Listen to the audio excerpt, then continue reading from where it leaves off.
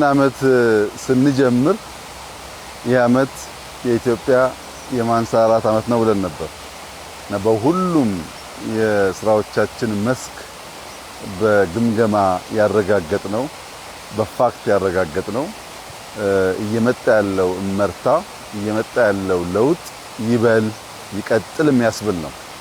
ኢትዮጵያ የምትነሳበት ዘመን የሚጣለው መሰረት በሁሉም መስክ ነው።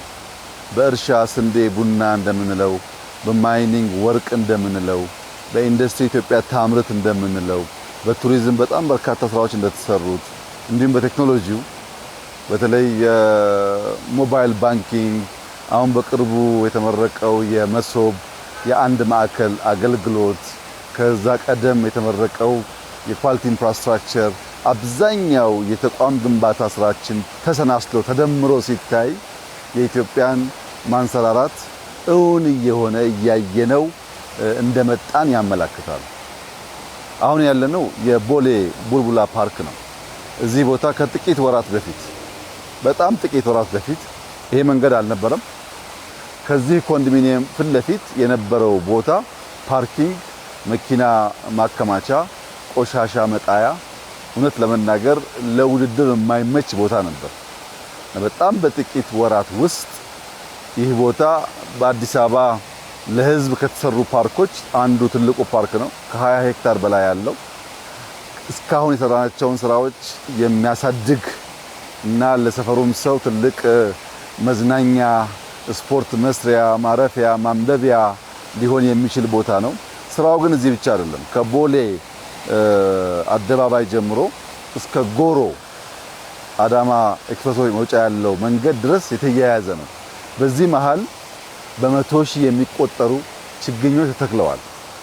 ሙሉ መንገዱ አሁን ከ2-3 አመት በኋላ ጫካ ነው ኦል ዘ ዌይ የምናየው ማለት ነው። ልክ ሌላ ሀገር እንደምናየው ሃይዌይ በዛፍ ከግራና ቀኝ ዛፍ ያለው ከመሃል ዛፍ ያለው እጅግ ለአይን የሚስብ አይነት መንገድ ነው የሚሆነው። የመጣ ነው እዚያ ጋር የነበረውን ድልድይ በመናሰራበት ወቅት ለድልድይ ስራ ነበር የምንመላለሰው።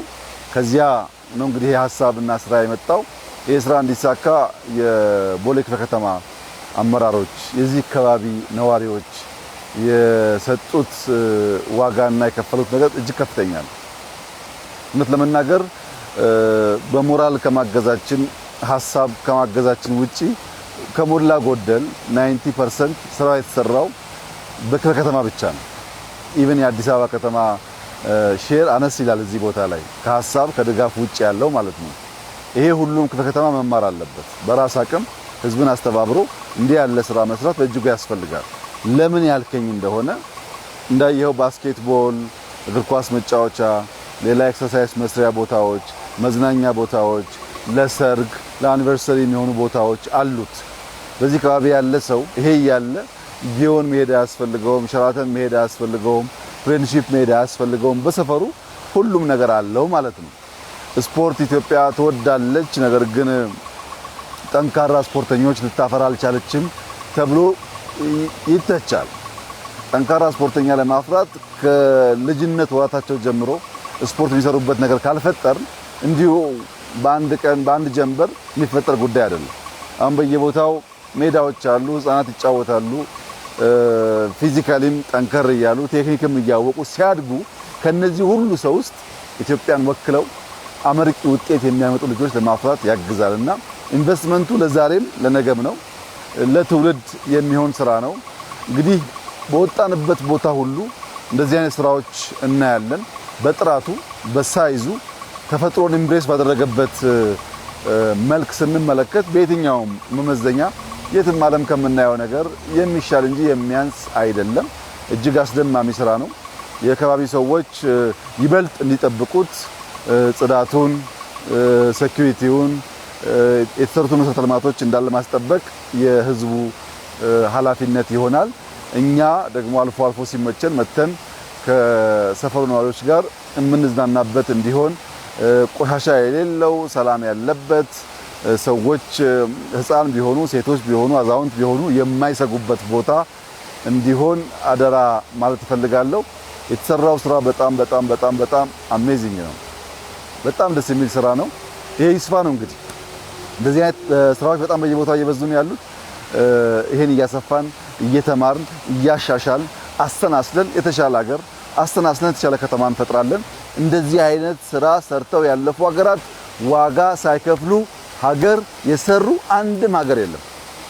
ከአሜሪካ ጀምሮ ኦል ዘ ዌይ አደገ የሚባል ሀገር ቢኬድ ዋጋ ከፍሎ ትውልድ ዋጋ ከፍሎ ነው ሀገር የሚሰራው እና ሀገር ለመስራት የሚከፈለውን ዋጋ ለልጆቻችን እንደሚደረግ ኢንቨስትመንት እያሰብን በቀና ልቦና ሀገራችንን እንድንሰራ እንድንገነባ አደራ ማለት ፈልጋለሁ። በሁሉም መስክ እየመጣ ያለው ውጤት ተስፋ እንዳለን ያመላክታል።